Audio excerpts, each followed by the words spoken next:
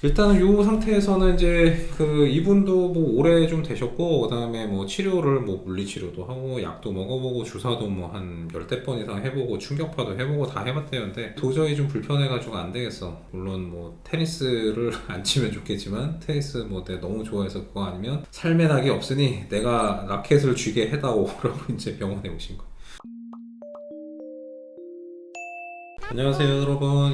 수술 읽어주는 남자 수익남 닥터 콩깍지 조재 원장입니다. 오늘은 생각보다 좀 드물지 않게 보는 것 같아요. 뇌래에서 척골 충돌 증후군 이라는 질환에 대해서 한번 얘기를 해볼까 해요. 척골 충돌이라는 거는 제 손목에 보면 이제 손목 아픈 거거든요. 보시면 이제 이쪽에 큰 뼈 요골이라는 뼈가 있고 이제 작은 척골이라는 뼈 두 개가 있어요. 그래서 척골이라는 게 요거죠. 충돌이라는 건 부딪힌다는 거예요. 그래서 척골이 길어서 이 손목에 있는 뼈하고 자꾸 이렇게 부딪혀서 아픈 거다. 그래서 척골 충돌 증후군이라고 해요. 엑스레이를 좀 보면 조금 더 잘 좀 이해를 할 수가 있을 것 같아요. 구독, 좋아요. 오늘의 사례는 51세 남자 환자분이시고요. 테니스를 좀 오래 치셨대요. 테니스 동호인이신데 이제 계속 옛날부터 조금씩 아팠는데 최근에 이제 가장 불편한 게 뭐냐면 문 여는 거.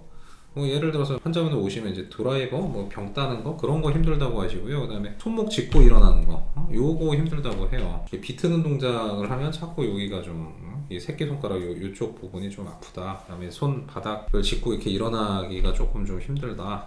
좀 자꾸 시큰거린다. 이제 그렇게 얘기들을 하시거든요. 뭐 심하면 이제 조금만 움직여도 되게 좀 시큰시큰하고 좀 아프다고 하세요. 일단 엑스레이 좀 찍어봐야죠. 엑스레이 좀 찍어보니까 보시면 요 뼈가 이제 큰 뼈가 요골이고요. 요 작은 뼈가 척골이에요. 근데 보면 큰 뼈에 이 손목 관절 쪽 관절면 이렇게 있거든요. 원래는 요 관절면하고 척골의 요 관절면이 맞아야 돼요. 근데 보시면 척골이 요골보다 조금 더 높이 있어요. 척골이 좀 기네. 그래서 이 척골이 위쪽에 있는 뼈하고 자꾸 이런 식으로 할 때 부딪히니까 그래서 척골이 충돌해서 아픈 거다. 그래서 척골 충돌 증후군이라고 해요. 척골이 가장 좋은 건 요거라고 딱 맞는 건데요. 어떤 사람은 이렇게 좀 짧은 사람도 있고 어떤 사람은 좀 긴 사람도 있어요. 약간 좀 선천적인 부분이 좀 있는 거죠. 근데 척골이 길다고 해서 다 아프냐? 그렇지는 않아요. 이게 아무래도 손 사용량, 그 다음에 사용하는 어떤 그 동작에 따라서 좀 다르죠.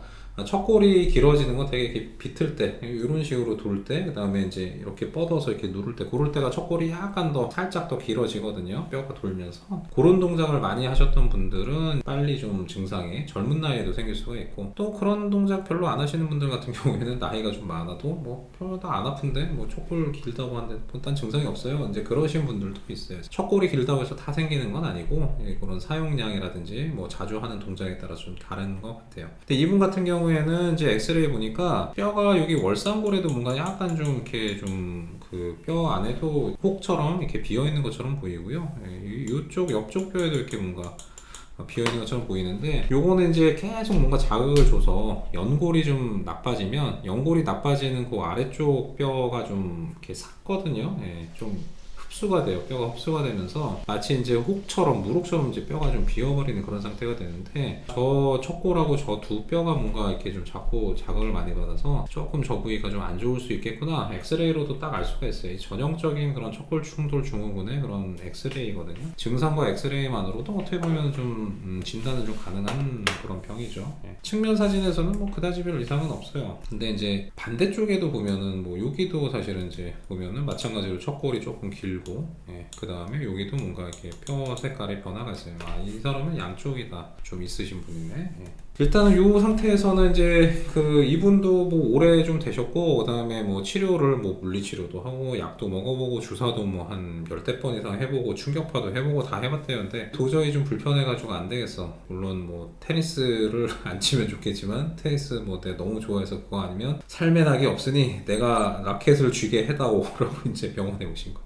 이제 보존적 치료는 충분히 좀 다 해보신 거고 오래 되셨으니까 그러면 이제 그냥 그런 거 말고 그냥 수술해가지고 확실하게 좀 해결을 좀 하시죠. 그렇게 이제 권유를 하죠. 일단은 척골이 길어서 생긴 문제이기 때문에 뭐 척골을 당연히 낮춰야 되겠죠. 그래서 척골을 낮추는 방법이 이제 두 가지가 있어요. 하나는 척골의 중간에서 뼈를 일부 좀 긴 것만큼 잘라서 빼버리고요. 척골을 아예 낮춰서 이제 고정을 해버리는 방법이 있어요. 이건 척골을 단축하는 거죠. 그래서 척골 단축술 그렇게 좀 얘기를 하고요. 또 한 가지의 방법은 척골의 위쪽을 내시경으로 갈아버리는 거예요. 긴 만큼 그걸 내시경으로 맹 하면서 갈아서 이렇게 낮춰요. 근데 그거는 이제 어떻게 보면은 그 정상적인 척골에서는 하기는 좀 어렵죠. 그러니까 나이가 좀 많으신 분들 중에 삼각섬유 연골이라고 해서 이제 요 안쪽에 그 인대가 있거든요. 그 인대가 좀 많이 좀 이렇게 없는 그런 분들 중에 뭐 일부 좀 그렇게 좀 해볼 수 있어요. 어떻게 보면 이제 아주 확실한 정상적인 방법이라고 좀 볼 수는 없지만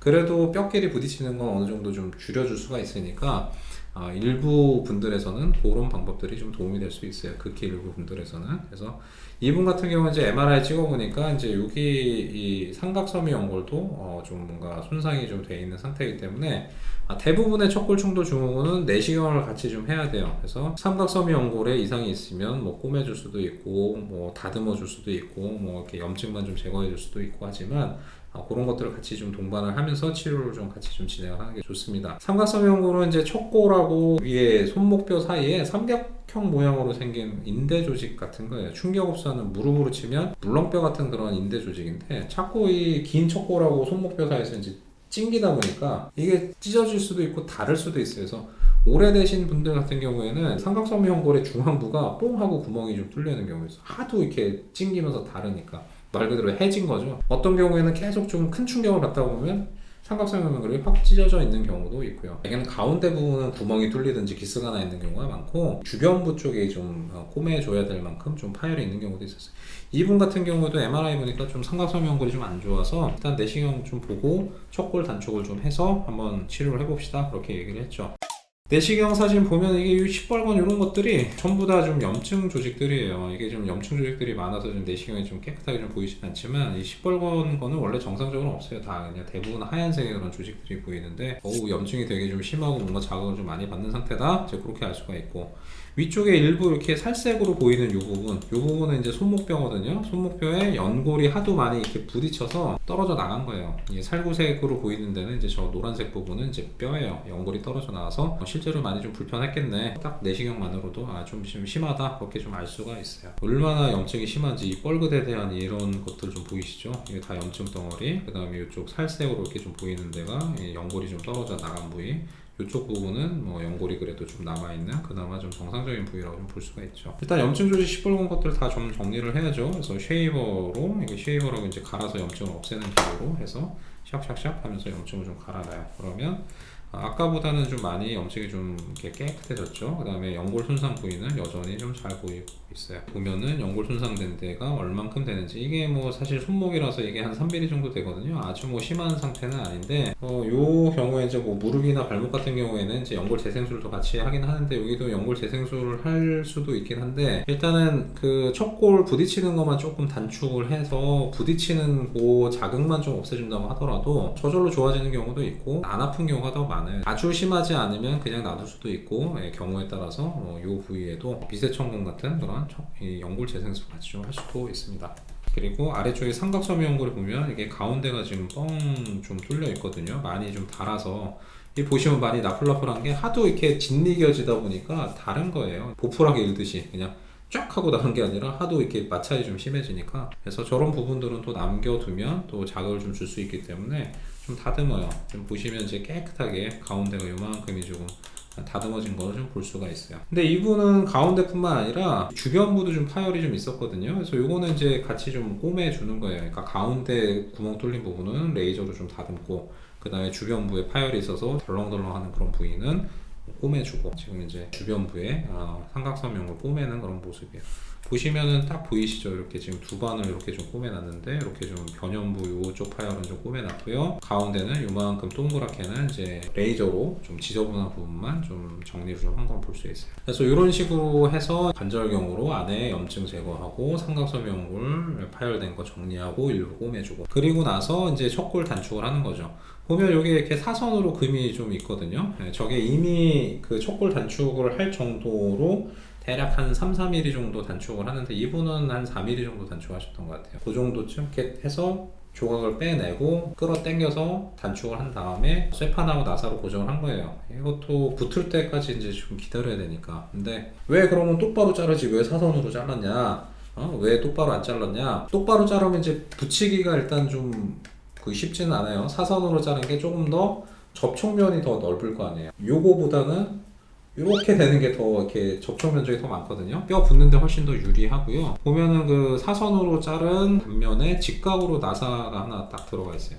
요 나사 엄청나게 힘을 좀 잘 받을 수 있어요. 요 기구는 특수하게 고안된 척골 단축 고정용 쇠판하고 나사예요. 그래서 다른 데에서는 잘 안 쓰고 딱 척골 단축할 때만 사선으로 잘라서 정확하게 그 사선으로 자른 방향에 직각으로 나사를 고정을 하고 나머지 안정성을 줄 수 있게 특수하게 고안된 그런 척골 단축용 그런 기구인데 고정력이 무지하게 좋아요. 그래서 요거 수술하고 나서 통깁스 필요 없고요. 그냥 반깁스 좀 하다가 보조기 착용하고 대략 한 3, 4주 정도 되면 그냥 가벼운 그런 일상생활 충분히 좀 할 수가 있어요. 한 6주 정도 되면 그래도 괜찮게 생활할 수가 있고 상당히 좀 이렇게 수술을 정확하게 좀 잘 해놓고 확실하게 좀 딱 고정을 해놓으면 통깁스 필요 없죠. 그냥 반깁스 보호대 그 정도만 해도 붙는 데는 전혀 뭐 지장 없어. 뭐 그렇다고 해서 무슨 바로 헬스를 한다거나 무거운 물건을 바로 든다거나 뭐 그러면 당연히 안 되겠죠. 그렇지만 대개는 이제 운동 선수들도 가끔 요거 하는데 대략 한 그래도 한 2달 정도 뭐면은 그래도 웬만한 그런 어떤 재활 같은 거 다 가능하고요. 대략 한 2달 반, 3달 정도 되면 뭐 운동하는 것도 어느 정도 해볼 만합니다. 그래서 이게 정면 사진에서 보면은 아까 이렇게 좀 길었던 그런 척골이 거의 뭐 요골면에 가깝게 요골면보다 살짝 좀 이렇게 떨어져 있게 해서 위쪽 뼈하고 아래쪽 뼈 사이 거리가 상당히 좀 그래도 많이 좀 떨어져 있게 된 거를 좀 볼 수가 있어요. 이래야지 이제 이렇게 직접 부딪히는 거를 좀 피할 수가 있겠죠. 구독, 좋아요. 그래서 오늘은 이제 척골 충돌 증후군에 대한 얘기를 해봤어요. 척골 충돌 증후군은 기본적으로 척골이라는 뼈가 길어서 생긴 거다. 그 다음에 2차적으로 그 긴 뼈가 자꾸 삼각섬유 연골과 위 손목에 있는 뼈의 연골들을 자꾸 자극을 하기 때문에 좀 아파지는 거고, 그래서 결국은 확실하게 해결을 하려고 그러면 척골을 내려야 된다. 척골 단축이 필요하다. 그리고 척골 단축을 하더라도 그 삼각섬유 연골이라든지 관절 안에 이제 어떤 염증들이 남아 있으면 이제 통증의 그런 원인이 되기 때문에 되게 척골 충돌 증후군 할 때는 내시경을 해서 삼각섬유 연골을 좀 어느 정도 좀 정리를 하든지 꼬매주든지 그 다음에 염증을 제거하고 그런 수술적인 방법이 같이 좀 병합돼야 결과가 좋다. 경험상 보면 척골 충돌 증후군은 뭐 상당히 결과가 그래도 만족스러운 그런 수술 중에 하나예요. 근데 뭐 사람에 따라서 물론 이제 회복되는데 개인 차이는 있죠. 근데 되게 보면 한 3개월에서 4개월 정도 되면 뭐 이제는 그냥 뭐 일상생활 하는데 뭐 큰 문제가 없어요.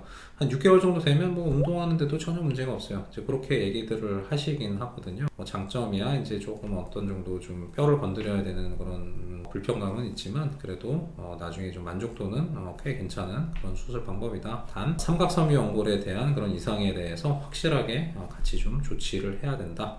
그런 것들이 좀 주의점이 되겠어요. 그래서 오늘은 척골 충돌 증후군의 그런 수술적인 치료에 대해서 좀 알아보았고요. 어떻게 좀 좋은 정보가 되셨다 그러면 좋아요, 구독, 알림 설정 3가지 부탁드릴게요. 그럼 다음에 더 좋은 콘텐츠로 돌아오도록 하겠습니다. 감사합니다.